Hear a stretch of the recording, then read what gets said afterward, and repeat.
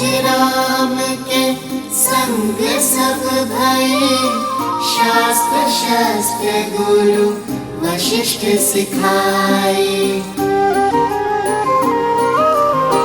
धर्म के काजे राम लखन फिर, विश्वामित्र संग लीन विदाए।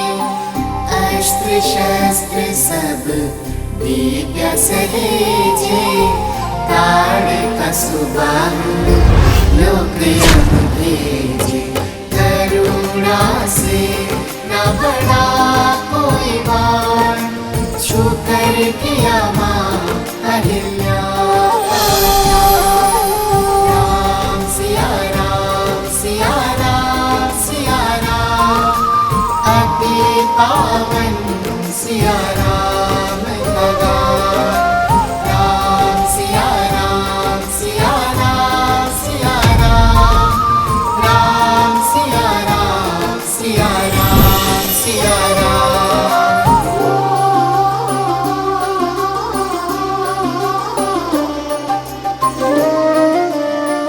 ये कौन बालक इतना मधुर राम कथा का गान कर रहे हैं? मिथिला में शिव का धनुष भयंकर, जिसे न हिला सका कोई धुरंधर।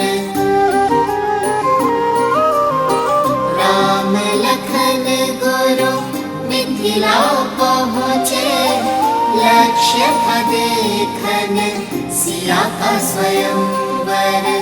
मिथिल सभा में थी विकट निराशा, कौन बने भरतार सिया का। ले गुरु आशीष उठे फिर राम, शीश झुका किया शिव को प्रणाम। राम सिया राम सिया राम सिया राम, राम सिया रामायण को प्रणाम। राम सिया राम सिया राम सिया राम, राम सिया राम सिया राम सिया राम।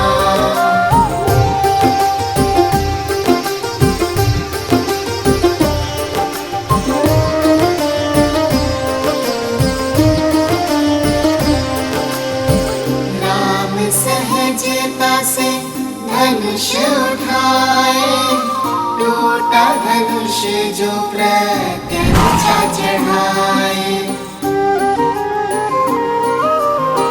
परशुराम ले परशु आए, सारंग साध के उनको मनाए। जानकी ने वर माला डारे, भूप मिले श्री और चक्रधारी।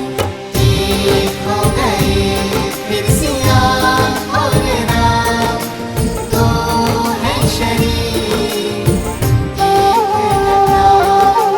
राम सिया राम सिया राम सिया राम, राम सिया का है ये गुणगान।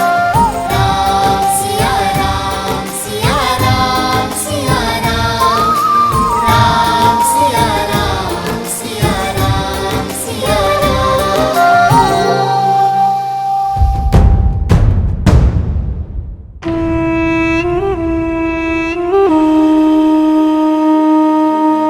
इस राम के हर कार्य से प्रजा उसकी भक्त बन जाती है।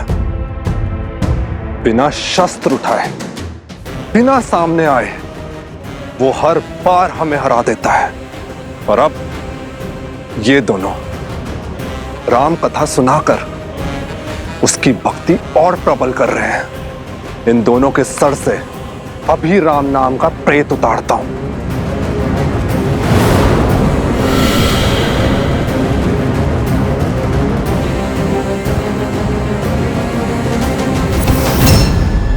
मूर्ख, बल के साथ साथ बुद्धि का भी प्रयोग किया करो। उनके साथ साक्षात हनुमान है। प्रतीक्षा करो। हर हार नए अवसर, नए खेल को जन्म देती है।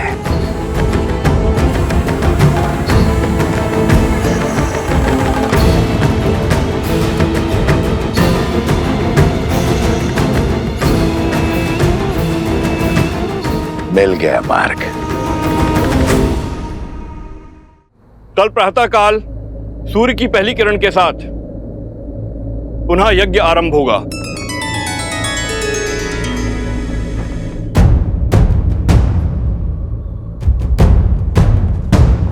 हनुमान कहाँ गया?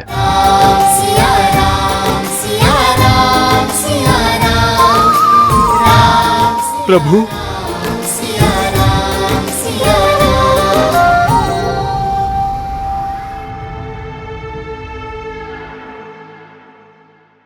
भैया, वो ब्राह्मण कहाँ गए जो भावमग्न होकर हमारा गान सुन रहे थे? हाँ, मैंने भी उन्हें कहीं जाते देखा नहीं। कहीं भोज करने तो नहीं गए, इसलिए लौट गए होंगे। चलो ना, हम भी चलते हैं धर्मशाला। हाँ हाँ, शीघ्र चलते हैं। भैया, तन मन प्रसन्न हो गया श्री राम कथा कहकर, किंतु हमारी भक्ति ना श्री राम को हमारे निकट लाए, ना हमें उनके। जो हृदय में है वो सामने भी अवश्य आएंगे।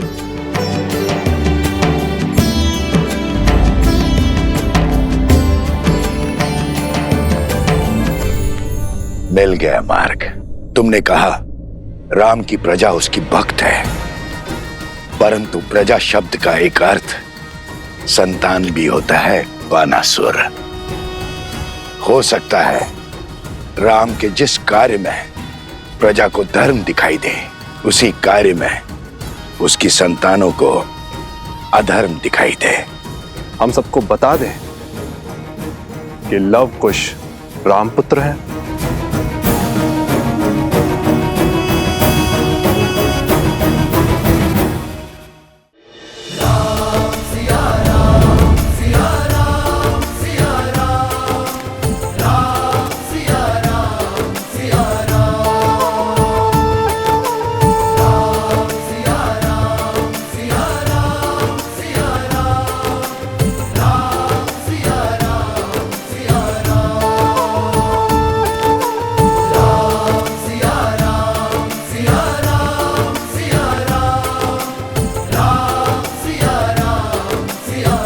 कहाँ व्यस्त है हनुमान? बहुत देर से दिखाई नहीं दिए। बहुत समय बाद तुम्हें इतना प्रसन्न देखा हनुमान, इस प्रकार घूमते गाते देखा।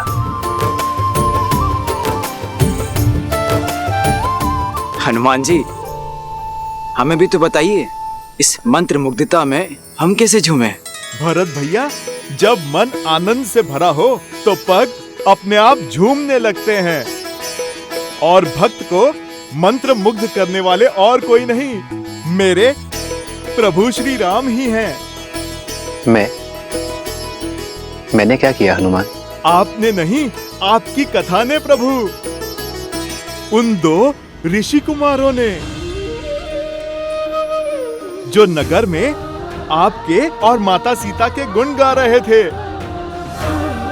प्रभु, जितने सुंदर मुख उतनी सुंदर वाणी, जितने सुंदर शब्द उतना सुंदर संगीत। प्रभु, मुझे लगा जैसे साक्षात माता सरस्वती गा रही थी और अयोध्या झूम रही थी। जिस गान ने हनुमान जी को इतना भाव विभोर कर दिया, उसका श्रवण तो हमें भी करना चाहिए भैया। तुम्हारे मुख पर आनंद और संतुष्टि देखकर मुझे भी प्रसन्नता हुई है हनुमान। क्या मुझे नहीं सुनाओगे उनका गान? यदि सबकी इच्छा हो तो कल उन्हें राजमहल ले आओ, हम सब साथ मिलकर उन्हें सुनेंगे। अवश्य प्रभु, अवश्य।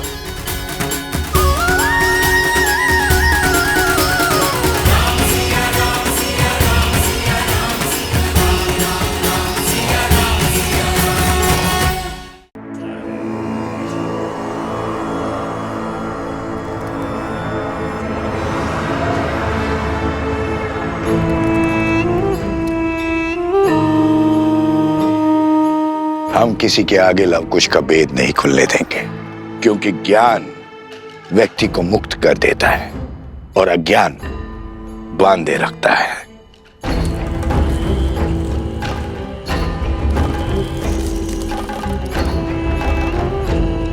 मेरी शक्ति का स्रोत यही अज्ञान है, बानासुर। मिथिला में मेरी यही योजना थी कि सारे समाज के समक्ष ये रहस्य प्रकट कर दूं, किंतु अब मन में और भी उत्तम विचार आया है। कैसा विचार?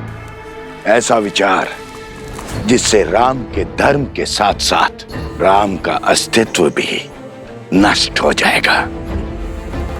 उन बालकों के साथ मिथिला की एक स्त्री भी है। उसके माध्यम से मैं राम के पुत्रों को राम का विरोधी बना दूंगा। शीघ्र ये संसार पिता पुत्रों के बीच में युद्ध होते हुए देखेगा। राम के हाथों लवकुश का वध होते हुए देखेगा।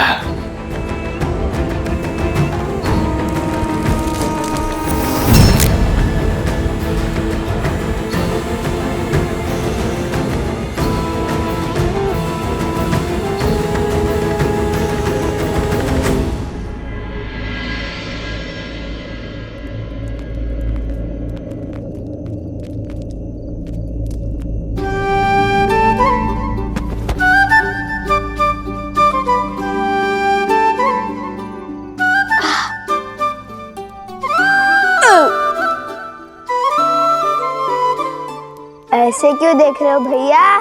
देख नहीं रहा हूँ, सोच रहा हूँ पेट है कि कुआं। एक पंगत में आधी नगरी का भोजन खा चुके हो तुम, और ये साथ में पोटली भी बांध कर लिया है तुम। आपके लिए भी तो बांधा है भैया। और वैसे भी पूरा दिन गायन किया है और कल भी करेंगे, और ऊपर से प्रभु श्री राम से भेंट भी नहीं हो पा रही है, और ज्ञान करने से मुंह के साथ पेट भी सूखता है।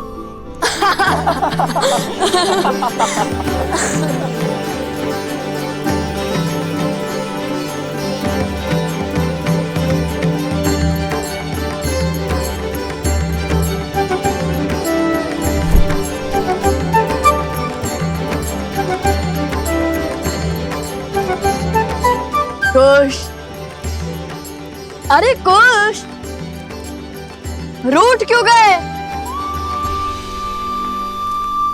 लाभ, अरे कुश। पुत्री,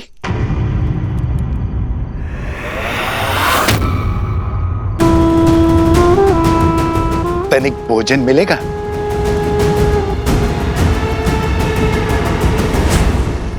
अरे कुश, हम तो केवल उपहास कर रहे थे।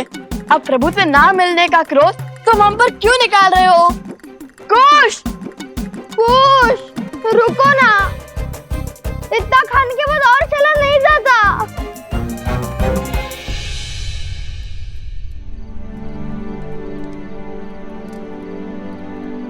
सभी ऋषिगण यहीं पर हैं। वो दोनों ऋषि कुमार भी यहीं कहीं होंगे। अरे वो रहे, देखो। मेरे पास तो केवल यही है, यज्ञ का भोजन।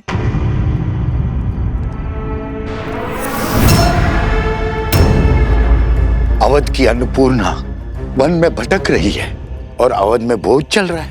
दुर्भाग्य, सीता को त्याग कर भी राम के गुणगान गाए जा रहे हैं। सीता का त्याग करके भी राम महान हो गया। अश्वमेध यज्ञ की अग्नि जल रही है, किंतु किसी के हृदय में सीता के लिए विषाद की चिंगारी तक नहीं भड़की। पर मेरा मन जल रहा है।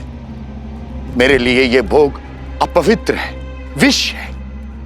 और गांव पर नमक तो तब छिड़क रहा है जब वो ऋषि कुमार राम के गुणगान गा रहे हैं। कुश रुको, कुश, कुश। ऋषि कुमारों,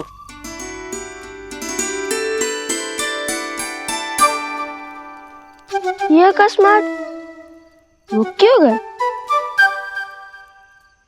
ऋषि कुमार, कुछ भेंट लाए हम आपके लिए, दही मक्खन और लड्डू।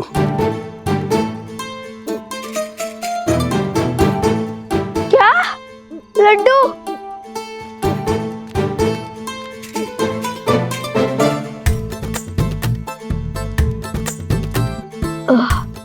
रहने दीजिए, इसकी कोई आवश्यकता नहीं है। हमने पेट भर कर खाया है। धन्यवाद। कुश, माता ने कहा था कि जिस भेंट को सच्चे मन से दिया गया हो उसे मना नहीं करती। लाइए, इन्हें आप यहाँ रख दीजिए। नहीं नहीं, इसकी कोई आवश्यकता नहीं है। लाइए लाइए।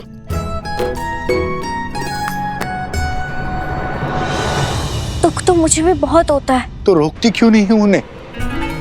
तुम तो मिथिला से हो, जानती हो राम ने सीता के साथ क्या अन्याय किया है। तुम्हारा कर्तव्य है उन ऋषि कुमारों को राजकुमारी सीता के साथ हुए अन्याय का भेद बताना। संसार को हानि दुष्टों का कोलाहल नहीं, सज्जनों का मौन पहुंचाता है। क्यों नहीं खोल देती अपने मन का भेद और सत्य का पिटारा उन ऋषि कुमारों के सामने? आप दोनों ने न केवल हमारे महाराजा और महारानी के जीवन की प्रशंसा का गुणगान गाया है, बल्कि हमें भी उनके जीवन के महत्व को भी समझाया है। आपकी राम कथा का गान सुनकर आभास हुआ महारानी सीता के अब अपराधी हैं हम। उन पर संदेह कर बहुत बड़ा पाप किया हमने। धन्य है आप ऋषि कुमार। अपराध, संदेह, अन्याय, अर्थात आप दोनों ने आज अपने गायन से अयोध्या के व्यक्ति व्यक्ति के भीतर पुनः श्री राम की मर्यादा धर्म का प्रसार किया। आप दोनों को धन्यवाद ऋषि कुमार।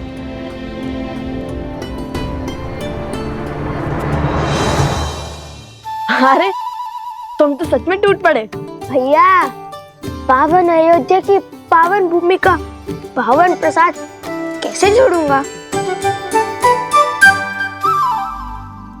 ये भी उचित है। वैसे वो प्रजाजन क्या कह रहे थे? मैं बताती हूँ।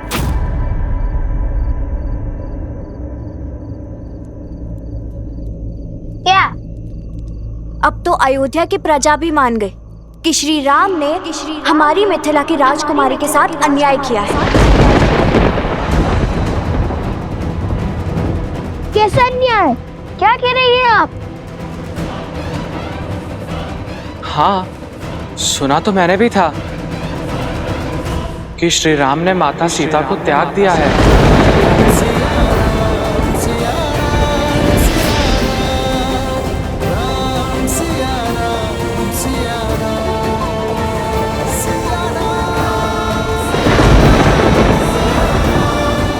नहीं नहीं नहीं,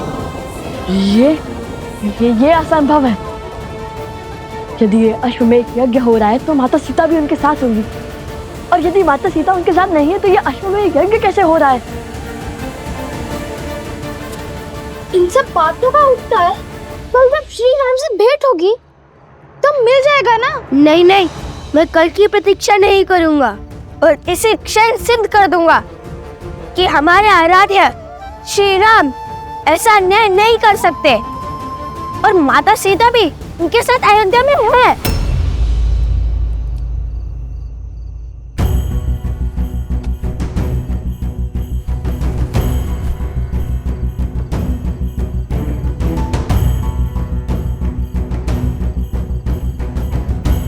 एक बार माता सीता से मिलने सब सिद्ध हो जाएगा। परंतु माता ने गरिमा में रहने के लिए कहा था। ठीक है, यदि आपको प्रमाण नहीं चाहिए तो चलते हैं।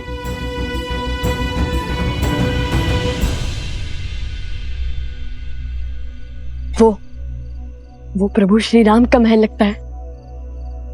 चलो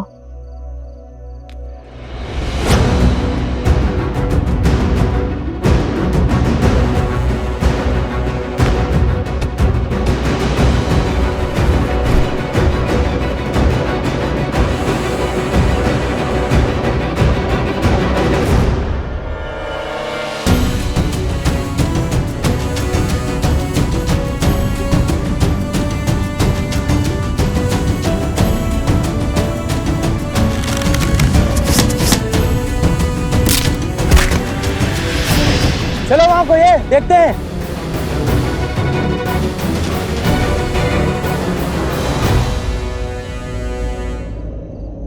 इतनी तीव्र वायु, लगता है चक्रवात आने वाला है।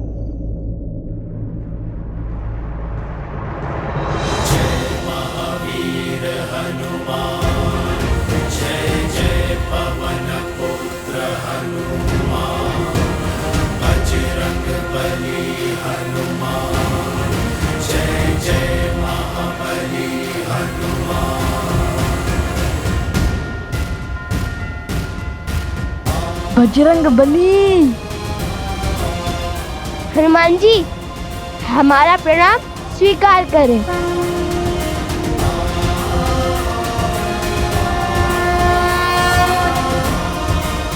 एक राम भक्त ने दूसरे राम भक्त को पकड़ लिया, ये भी हमें चोर समझने लगेंगे।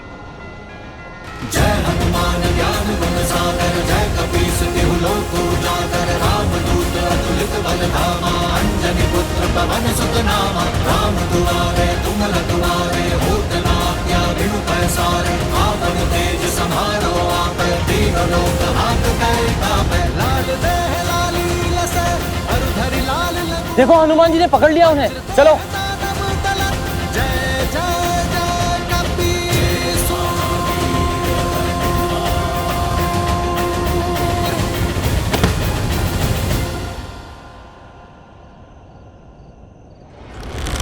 नीचे से चीख कर बात करनी पड़ती है ना, और चीख कर बात करना सभ्यता नहीं, इसलिए ऊपर आ गया। विराट रूप धरकर हमें भयभीत करना चाहते हैं। ये मत सोचिए कि आपका दाव सफल हुआ, हमने तो पहले ही आपको आते हुए देख लिया था। मुझे भी अपने तनिक निकट ले लीजिए हनुमान जी।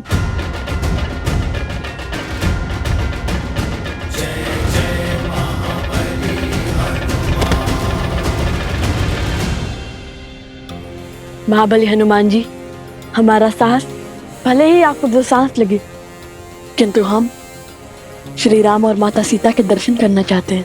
किंतु हमने ये दीवार युद्ध के विचार से नहीं लांघी है। जिनके मुख पर प्रभु श्री राम और माता सीता का नाम हो, उन्हें पराजय छू भी नहीं सकती। और मुझे पूरा विश्वास है, सिया राम का गुणगान करने वाले ऋषि कुमार उनसे युद्ध करने तो नहीं आए होंगे। फिर क्यों आकार बड़ा रखा है आपने?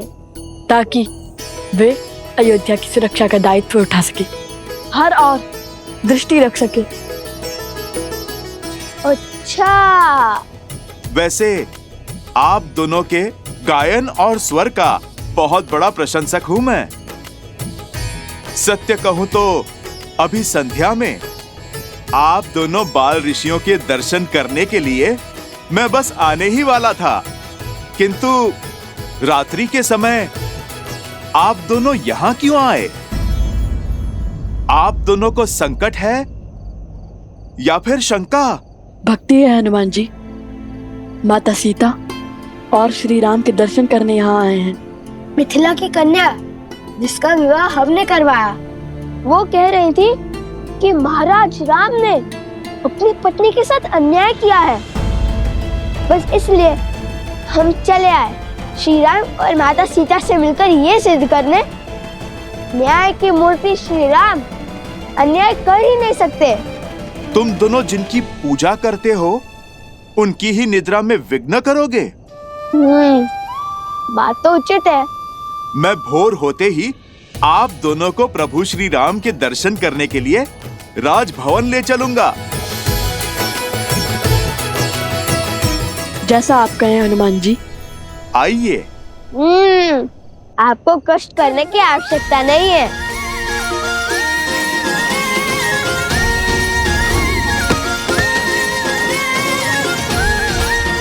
अद्भुत, बुद्धि के साथ बल और साहस भी है आप दोनों में।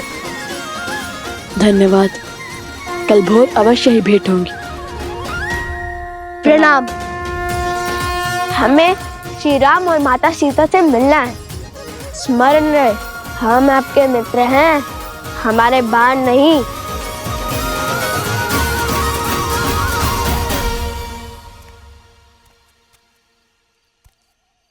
वन देवी, जी गुरु माँ। इसे पी लीजिए। ये क्या है गुरु माँ? काढ़ा। इसमें घुली जड़ी बूटी और औषधि आपके मन को शांत करेगी। आपकी चिंता को समझती हूँ, किंतु भय दुर्भाग्य लाता है। इसे पी के निश्चिंत सो जाइए।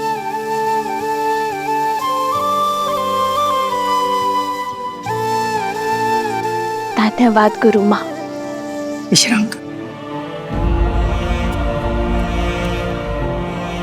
आप मेरी चिंता तो समझती हैं, किंतु उसके पीछे का कारण नहीं। बस मेरा लवकुश अपने आराध्या से मिल ले और उनकी भक्ति पर कोई आँच न आने पाए।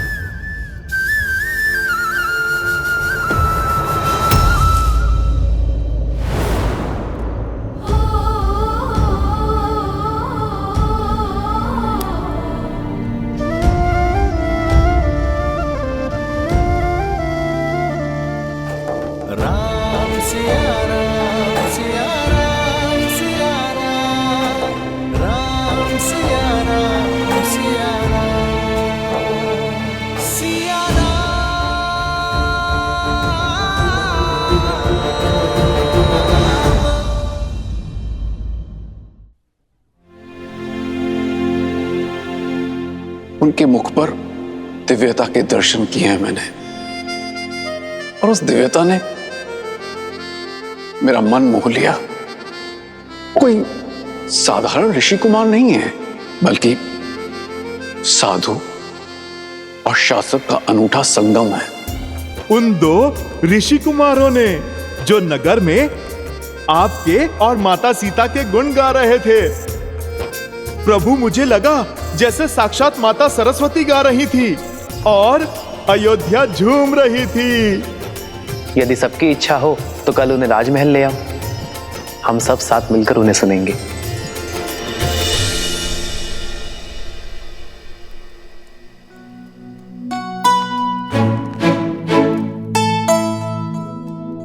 अरे उठकर व्यायाम भी करने लग गए कुछ।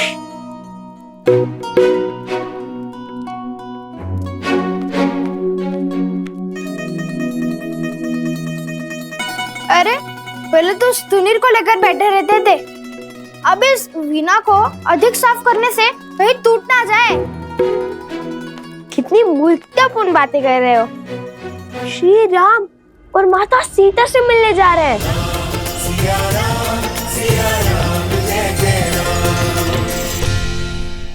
महाराज राम और माता सीता से मिलने जा रहे हैं। वीणा क्या, मुख भी ऐसे ही चमकाऊंगा, घिस घिस कर पतला हो जाएगा। हाँ, उचित तो कह रहे हो। कुश,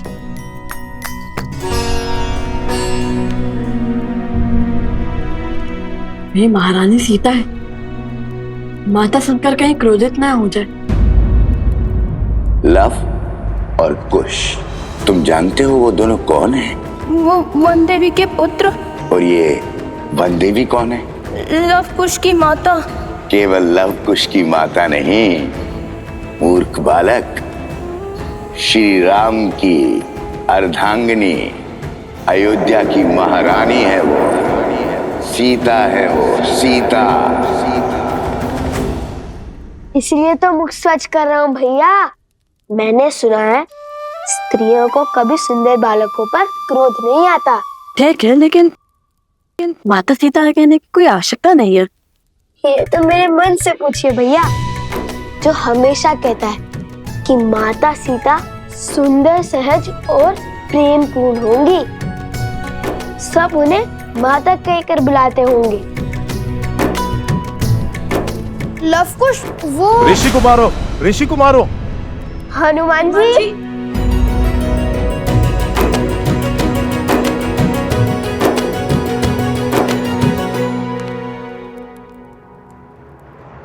वन देवी ही सीता है। जब लव कुश को पता चलेगा कि माता सीता यहाँ नहीं है तब क्या होगा? क्या मैं उन दोनों को सत्य बता दूं? श्री गुरु चरण सरोज रज। शीघ्र चलिए ऋषि कुमार, प्रभु श्री राम आपका गान सुनने को आतुर है। उनसे ज्यादा आतुर तो हम हैं हनुमान जी। चलिए। तो आइए, चलिए। पर गरिमा और मर्यादा में रहना, कुछ भी मत कहना। और हाँ, चाहते ही प्रभु पर अपने प्रश्नों के बाण में छोड़ देना। कदापि नहीं। क्या हुआ? मैंने तो कुछ कहा ही नहीं। वही तो। सुनो, विचार ही मत करो, उसकी ध्वनि होगी। विचार करना कैसे बंद करूं? धीमे स्वर में विचार करो। विचार की नहीं, आचरण की बात है।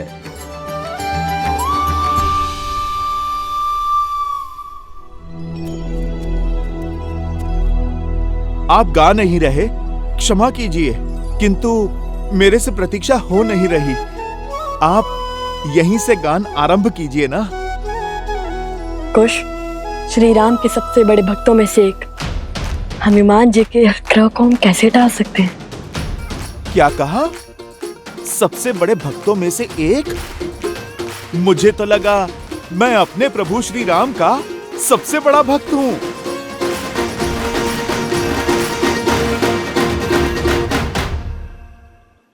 अरे भोले हैं हनुमान जी, श्री राम की भक्ति के पंक्तियों में तो हम भी खड़े हैं। वैसे तो स्वयं को श्री राम के सबसे बड़े भक्त मानते हैं, किंतु लव भैया का हृदय बहुत बड़ा है। आपको भी अपनी श्रेणी में खड़ा कर लिया है इन्होंने। धर्म और ज्ञान तो अद्भुत थे ही, आप तो वाक शास्त्र में भी श्रेष्ठ निकले। चलिए, हम सभी भक्त अपने भगवान के समक्ष उनके गुणगान गाते हैं।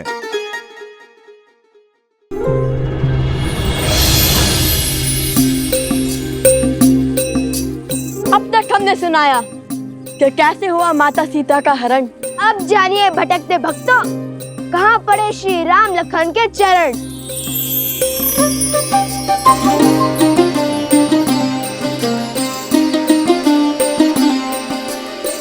कल पे विरह में ऋषि मुख आए, भेटे पवन सुत हनुमत पाए।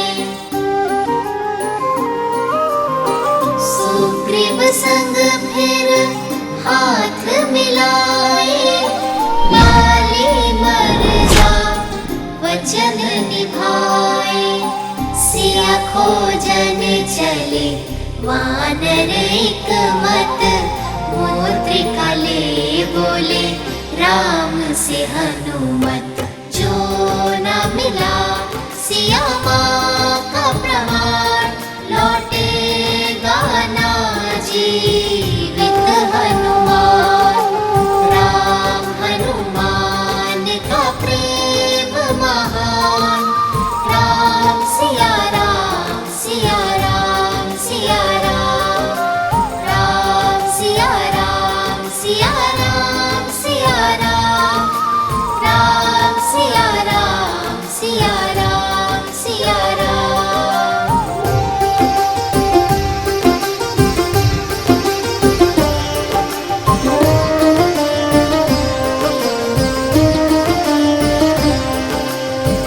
दक्खन सागर तट पर आए, भाई जटायु संपाति पाए। सागर पार है स्वर्ण की लंका, जहाँ बजता रावण का डंका। बंदी वहीं पे है माँ सीता, पाओगे सागर जो जीता। बाधा विकट कैसे सागर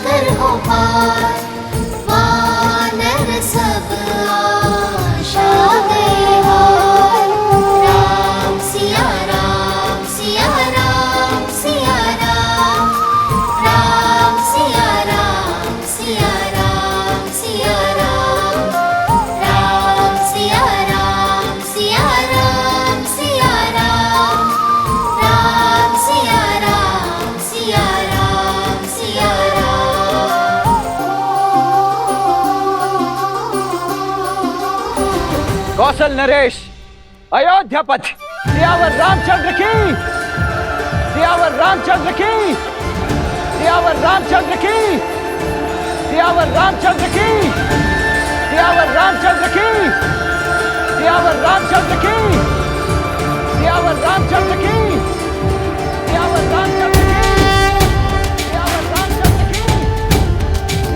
श्री रामचंद्र कृपालु भजु मन हरण भव भय दारुणम्।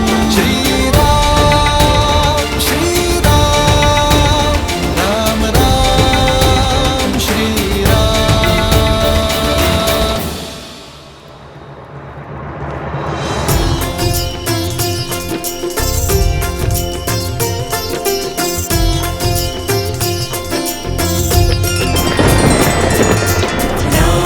सिया राम जय जय राम, राम सिया राम जय जय राम।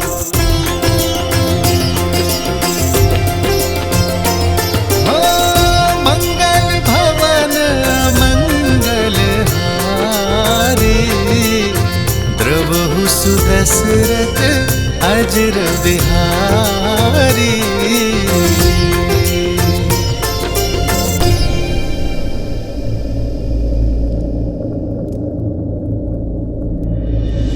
जानकी नेवर माला डारी, भूपे मिले श्री और चक्रधारी।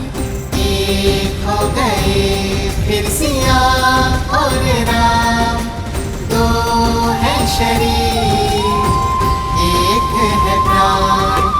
राम सिया राम सिया राम सिया राम, राम सिया का है ये गुणगान। राम सिया राम सिया राम सिया राम, राम सिया का है लक्ष्य महान। राम सिया सिया राम सिया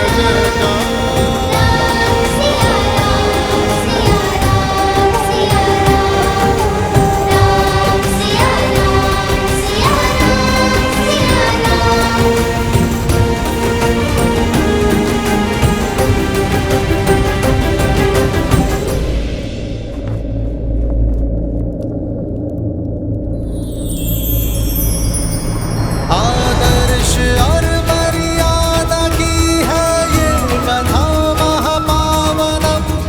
काटे मद श्री से मिलाने श्रीमद् रामायणम, श्रीमद् रामायणम, श्रीमद् रामायणम। श्री राम श्री राम श्री राम श्री राम। रुक क्यों गए? गाते रहो पुत्रों।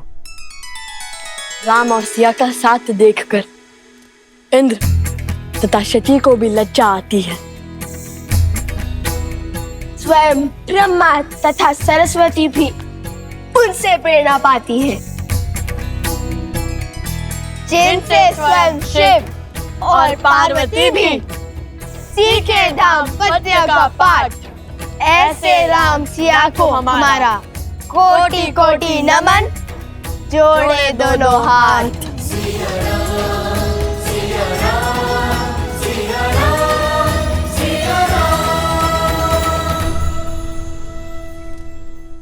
अब तक हमने सुनाया कि कैसे हनुमान जी ने लंका को भस्म किया, तोड़ा दशरथन का अभिमान, दिया श्री राम का शक्ति प्रमाण।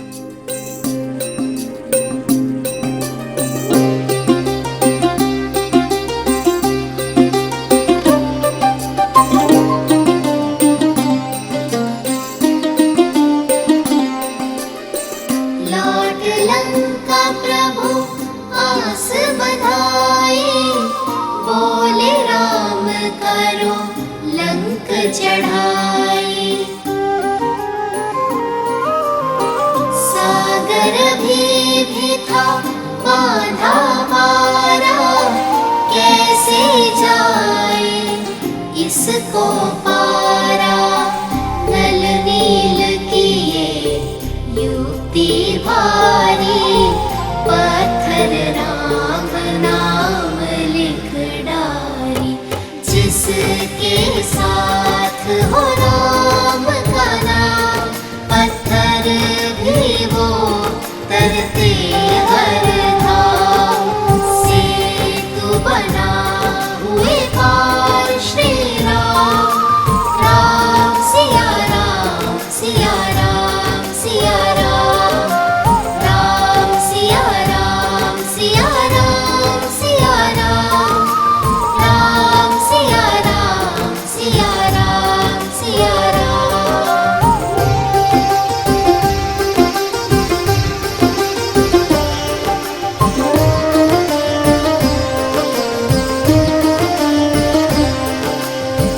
युद्ध हुआ फिर बड़ा ही प्रचंडा राम की रावण सिर खंडा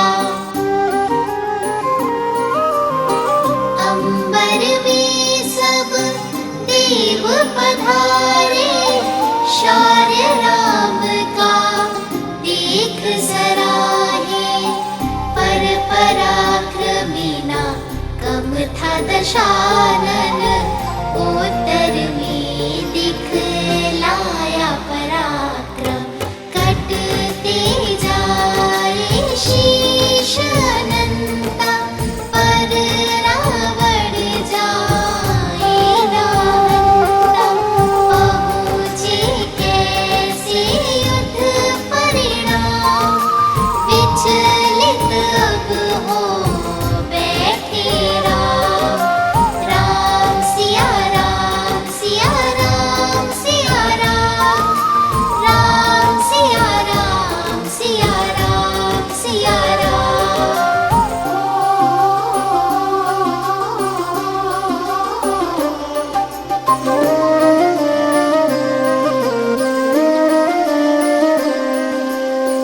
विकट समस्या पग थी पसारे रावण कैसे जाए संहारे तब आए कर जोड़े विभीषण रावण नाभि अमृत बंधन नाभि लक्ष्य जो जाए साधा गिरे दशानन कटेगी बाधा राम की ब्रह्मास्त्र का संधान गिरा रावण बोला जय श्री राम राम सिया राम सिया राम सिया राम राम सिया राम सिया राम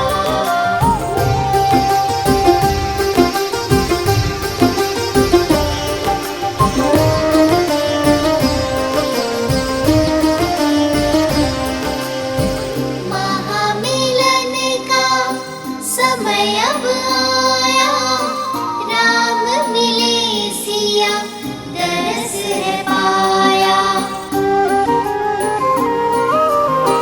दोनों नैना बरसा सावन बिरह कटा पल आया पावन पर मर्यादा प्रेम पे भारी अग्नि परीक्षा मांगे बिहारी अगन चढ़ी सिया तेरे सत्व प्रमाण अगन देव भी दिए सम्मान प्रेम सिया श्री राम का महान राम सिया राम सिया राम सिया राम राम सिया राम सिया राम सिया राम राम सिया राम सिया राम सिया राम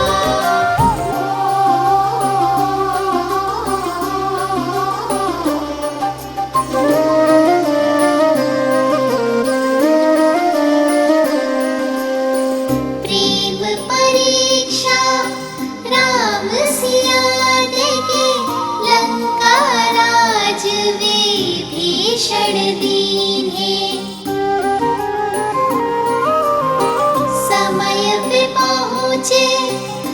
अवध बिहारी, अवध की जनता थी बलिहारी। रात अमावस बन बैठी दिवाली, राम सिया की प्रीत निराली। अवध मुकुट धारी श्री राम, माता सिया का संग महान। राम सिया राम, सिया राम, सिया राम, राम सिया राम, सिया राम, सिया राम, राम सिया राम, सिया राम, सिया राम, राम सिया राम, सिया राम, सिया राम।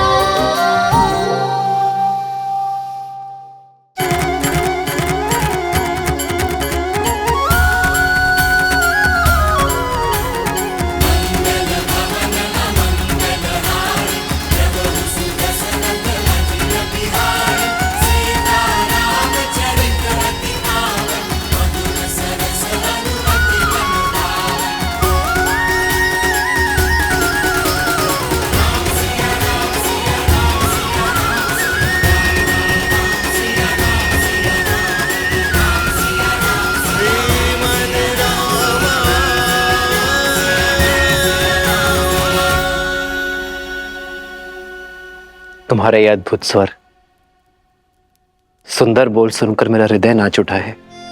असाधारण है आप दोनों की कला। अपनी ही कथा सुनकर मैं अभिमान के स्थान पर शांति अनुभव कर रहा हूं।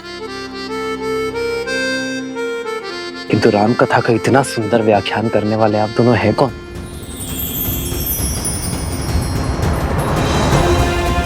अपना परिचय दीजिए बालकों।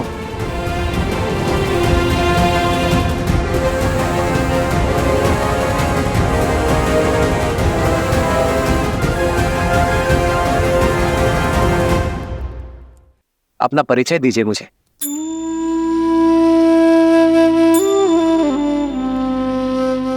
जब हम राजा राम से मिलेंगे ना, तो उन्हें अवश्य बताएंगे कि हम हनुमान जी की भांति हम उनके सबसे बड़े भक्त हैं।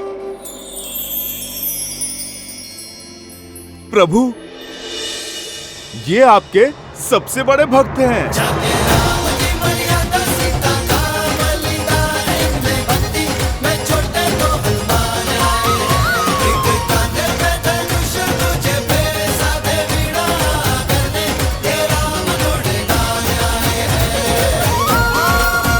अच्छा, यदि मेरे हनुमान को लगता है कि आप दोनों मेरे सबसे बड़े भक्त हैं, तब तो संशय करने का प्रश्न ही नहीं उठता।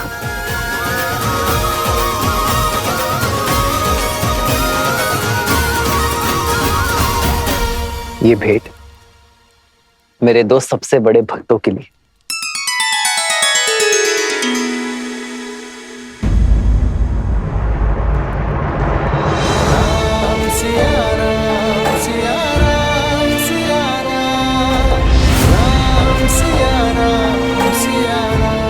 अपशकुन,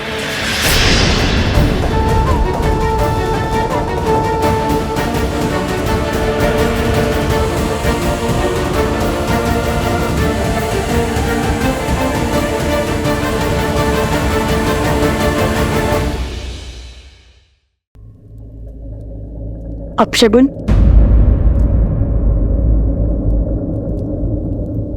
अपशगुन में भी शगुन छुपा होता है। सुकर्म और सोच अपशकुन को भी शगुन बना देती है। ये भेंट मेरे सबसे महत्वपूर्ण भक्तों के लिए है।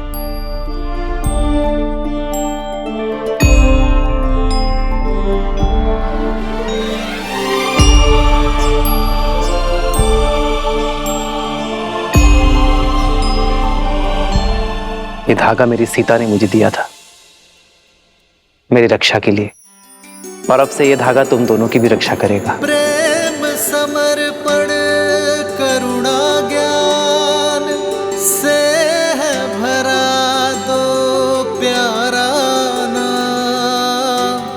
जय सिया राम, जय जय सिया राम, जय सिया राम, जय जय सिया राम।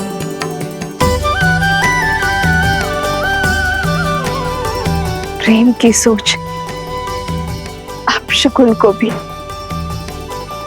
शुभ संकेत बढ़ा देती है। निराशा में भी आशा की कोपर देने के लिए। धन्यवाद महादेव। ये तो वही ऋषि कुमार हैं श्री राम, जिसके विषय में हमने आपको बताया था। लवकुश। लव कुश।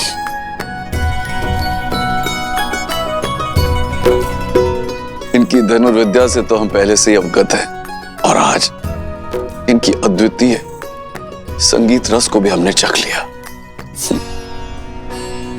बालकों, तुमने हमें इस विषय में पहले क्यों नहीं बताया? यदि धनुर्विद्या की प्रतियोगिता में बाण के स्थान पर नाद छेड़ते तो हार जाते ना।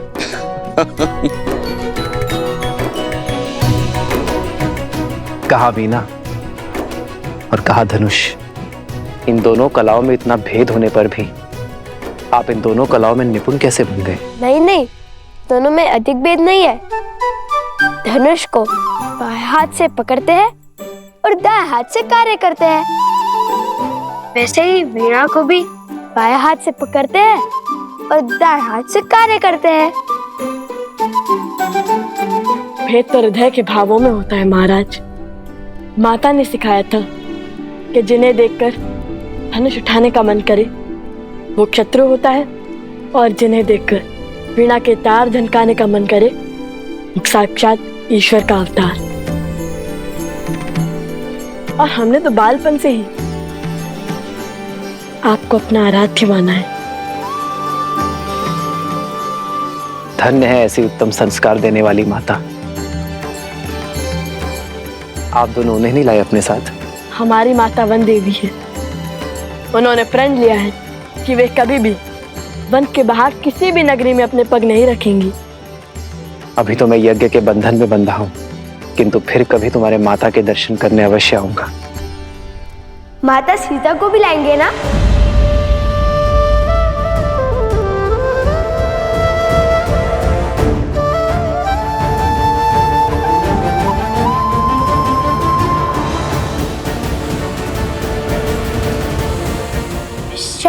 क्षमा करना, मेरा अर्थ था महारानी सीता, वो भी आएंगी ना? क्षमा किस बात की ऋषि कुमारों? महारानी तो संपूर्ण राष्ट्र की माता होती है। आप महारानी सीता को माता कह सकते हैं। यज्ञ में आहुति का समय हो गया है राम। जो आ गया गुरुवर।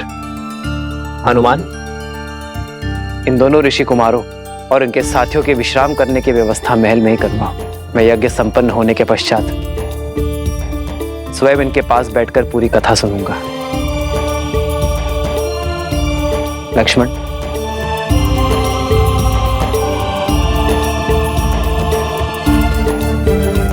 देवी, चले। सत्य कहा था आपने आर्य। यहाँ आकर उचित किया हमने। अब मुझे इन बालकों के साथ समय व्यतीत करने का अवसर मिलेगा।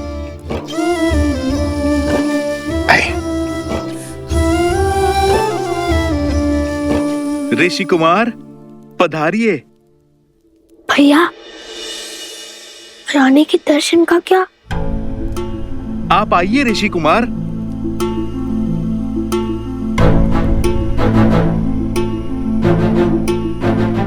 ऋषि कुमार, क्या बात है?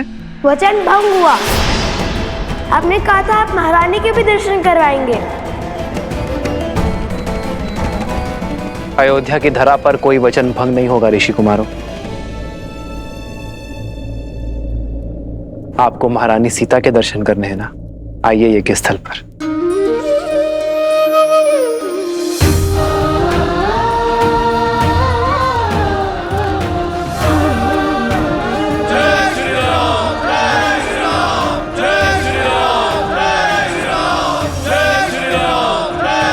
जय श्री राम, जय श्री राम।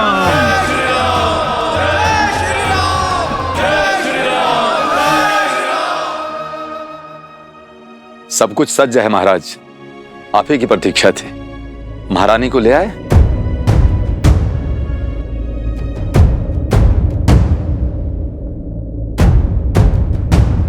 देखो, वो आ रही है देवी सीता।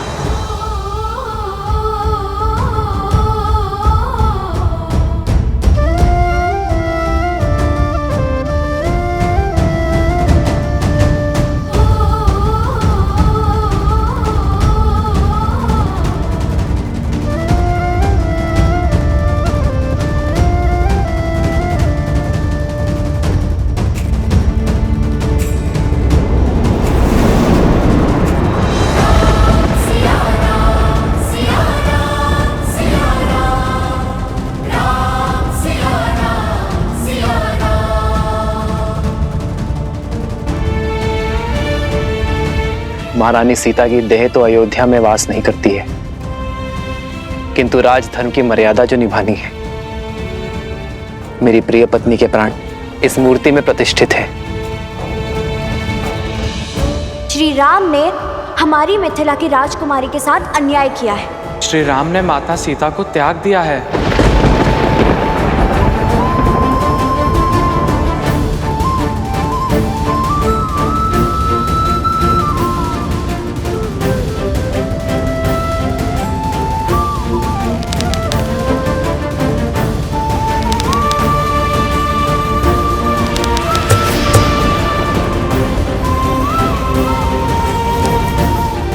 ऋषि कुमार,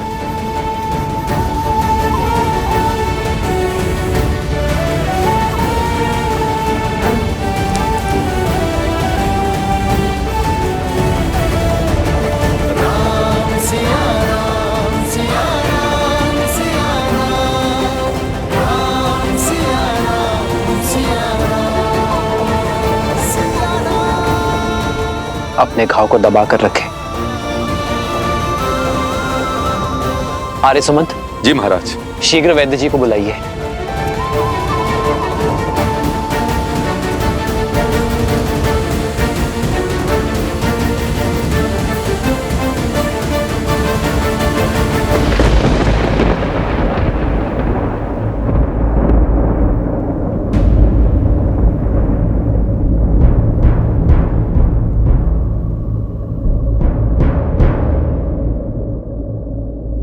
रक्त बह रहा है ऋषि कुमार, इन्हें स्वच्छ करना होगा। आपको उपचार की आवश्यकता है।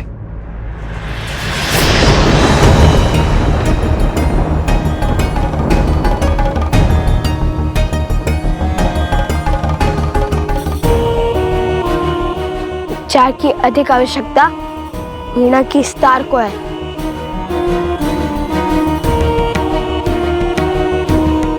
जो साक्षात माता सरस्वती ने हमें उपहार दिया था। ऋषि कुमार, महाराज की उदारता का उत्तर उद्दंडता से देना उचित नहीं है। लक्ष्मण, मेरा भाई उद्दंडी नहीं है, केवल उसके मुख पर बुद्धि से अधिक उसके भावों का अधिकार है। राजानुज, बिल्कुल आप की भांति। तुम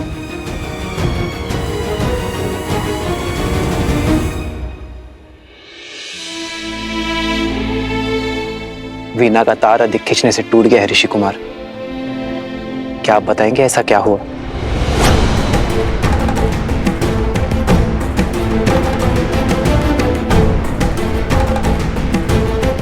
भगवान वाल्मीकि का आदेश था कि अयोध्या जाकर प्रभु श्री राम और माता सीता के गुणगान गाने का, किंतु मुझे किसी ने ये नहीं बताया कि राम सिया की कथा जो हम मंत्र मुक्त होकर गाते हैं वो अधूरी है।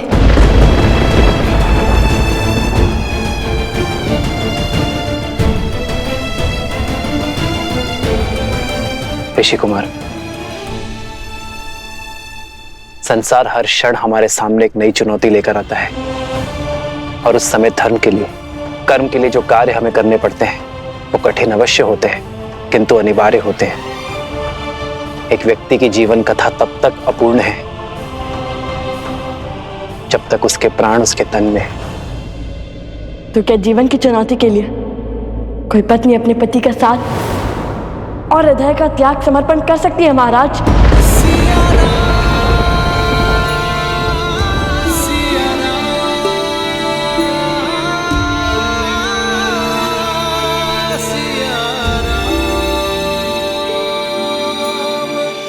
ऋषि कुमार, अयोध्यापति से संवाद संभव है, विवाद नहीं।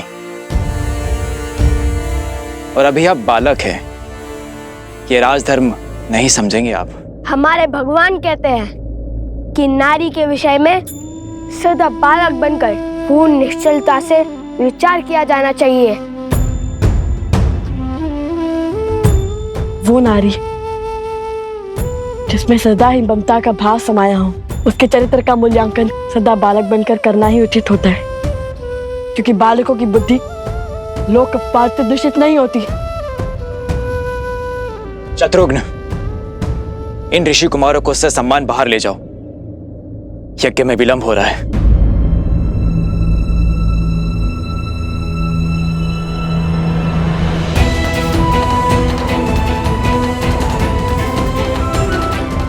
यदि मेरे श्री राम के मन में अपनी संतान के लिए प्रेम जागा तो कहीं उनका तप भंग ना हो जाए। शत्रुघ्न,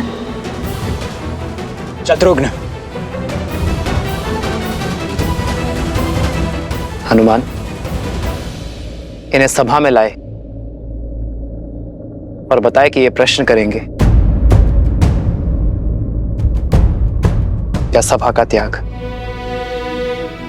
प्रभु, जो प्रश्न इनके मुख से निकल रहे हैं वो पूछने की मेरी इच्छा तो हुई, किंतु साहस नहीं।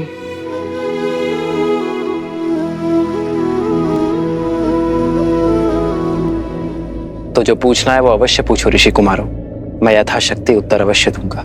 क्योंकि आपने माता सीता का त्याग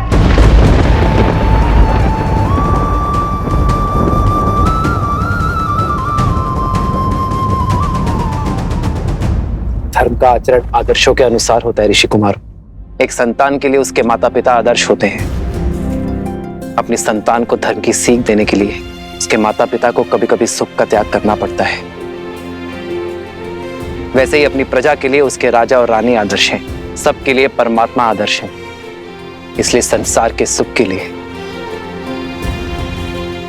प्रत्येक युग में श्री विष्णु और माता लक्ष्मी एक दूसरे से वियोग की पीड़ा सहते हैं। उसी से प्रेरणा लेकर अयोध्या नगर और कौशल राष्ट्र की प्रजा को उचित धर्म का दर्शन देने की इच्छा से मैंने और सीता ने वियोग का दुख स्वीकार किया।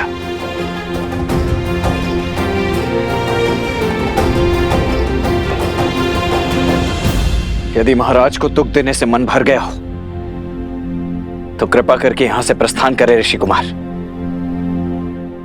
यज्ञ की अंतिम आहुति का समय निकट आ रहा है। हम यहाँ महाराज का दुख या अपमान का कारण बनने नहीं आए थे, अपितु हमारे प्रभु श्री राम और माता सीता के दर्शन करने आए थे।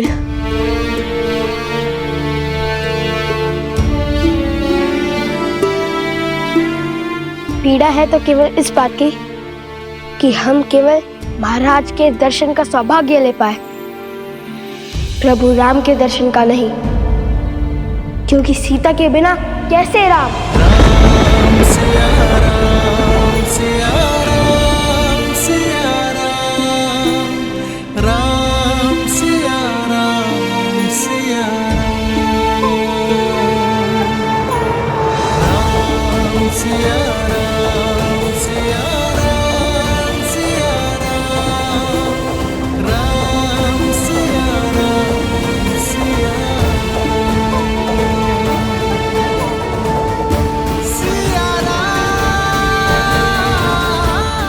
क्योंकि सीता के बिना कैसे राम?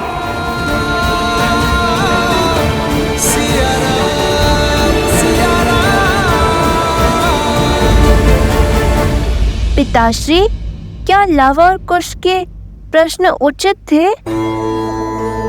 जैसे वृक्ष पर बैठे व्यक्ति को धरती पर खड़े व्यक्ति की तुलना में कहीं दूर तक दिखाई देता है, वैसे ही किसी भी व्यक्ति के प्रश्नों की मर्यादा भी उन प्रश्नों की दूरदर्शिता पर निर्भर करती है। परंतु इसका अर्थ यह कदापि नहीं कि धरती पर खड़े व्यक्ति के प्रश्न अनुचित हैं या फिर उसे प्रश्न पूछने का अधिकार ही नहीं। वो समय भी आएगा जब लव और कुश इस समाज को, संसार को और सृष्टि को और भली भांति समझने लग जाएंगे। और जब वो समय आएगा प्रिय गणेश, तब वो दोनों स्वतः ही उस प्रश्न पर पहुंच जाएंगे जो राम और सीता के पुनर्मिलन का आधार बनेगा।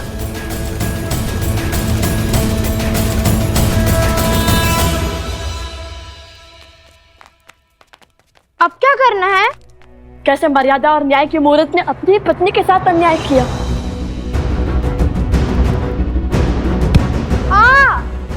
अकस्मात क्यों रुक गए?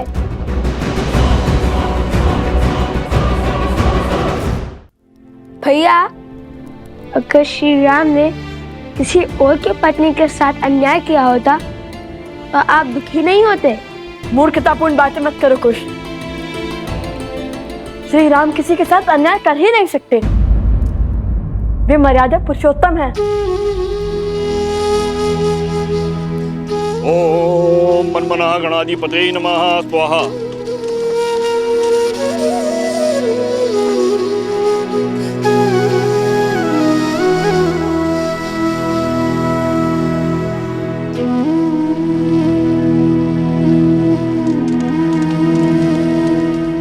तो क्या जीवन की चुनौती के लिए कोई पत्नी अपने पति का साथ और हृदय का त्याग समर्पण कर सकती है महाराज?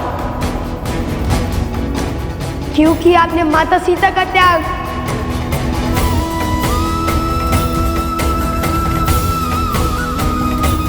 क्योंकि सीता के बिना कैसे राम?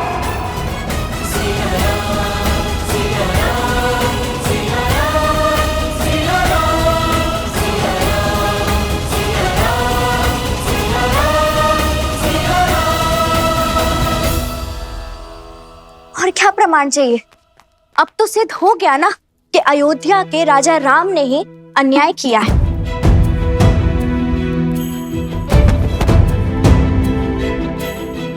नहीं, मैं नहीं मानता। अवश्य कोई ऐसा भेद है जो पूरा संसार नहीं जानता है। अर्थात श्री राम कुछ छुपा रहे हैं।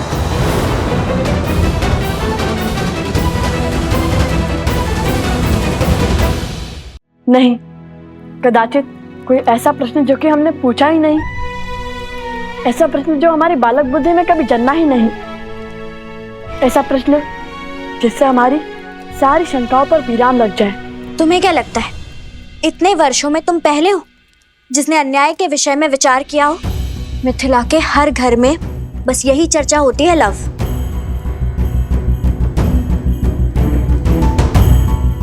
आपको केवल ये दुख है कि हम श्री राम से उचित प्रश्न नहीं पूछ पाए, किंतु मुझे देखिए, मुझे दो दुख हैं। क्या? एक तो माता सीता के दर्शन ना पाने का और दूसरा उपगुरु की पत्नी का आरोप सत्य सिद्ध होने का। हम क्यों? भाभी माँ की बातें भैया सुनेंगे। सोमकर, लाओ तो।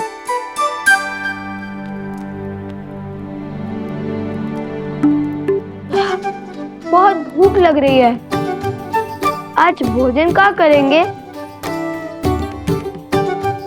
धन्य हो कुमार कुश, इतने बड़े दुख के बीच में भी तुम्हें भोजन की पड़ी है। दुख हृदय में है और भूख पेट में। दोनों अपने निर्णय लेने के लिए स्वतंत्र हैं। हाँ, चलो ना फिर भोजनशाला में चलकर खाते हैं। नहीं, अब हम अयोध्या का अन्न तभी खाएंगे जब माता सीता अयोध्या लौटेंगी।